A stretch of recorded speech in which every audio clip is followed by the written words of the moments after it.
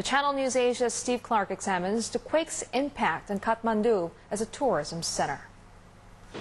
Everest is perhaps the first thing many people think of when talking about Nepal. So much so that climbing Everest is reportedly set to resume next week, despite the fact that more than a dozen people were killed in an earthquake-triggered avalanche there. Climbing the world's tallest peak is a good source of revenue for Nepal's tourism sector. The cost to climb ranges from $30,000 to $100,000 per climber. 2011 was declared Nepal Tourism Year, and tourist figures increased on year by 21%, with almost 600,000 tourists flying in. But the next year that growth slowed to 9.8%, according to a World Travel and Tourism Economic Impact Study. Nepal's travel and tourism sector accounted also for 3.6% of the total employment in the country in 2012. And the capital city of Kathmandu is the hub for tourists, boasting a superb heritage trail that was a big attraction for tourists before they headed out to other areas.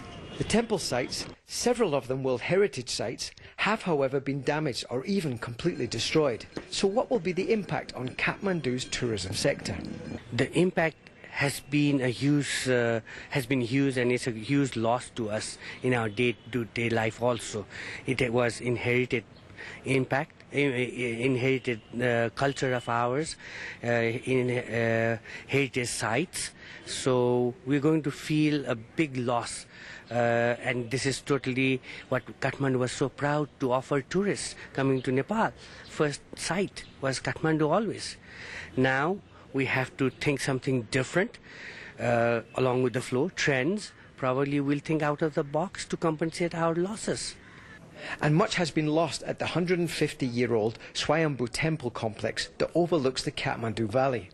It's hard to put a percentage on the amount of destruction, but as you can see, it's quite severe.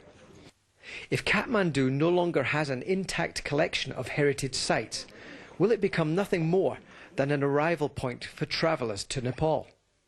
And in the aftermath of this quake, Kathmandu's tourism industry has to ask itself some very challenging questions. From the rubble that the quake has caused, how are they going to adapt to this new reality? Many people come here to visit heritage sites such as this one at Swayambhu. But are tourists really going to come to a made-over heritage site? Some tough questions ahead for Kathmandu's tourism industry. This is Stephen Clark for Channel NewsAsia in Kathmandu.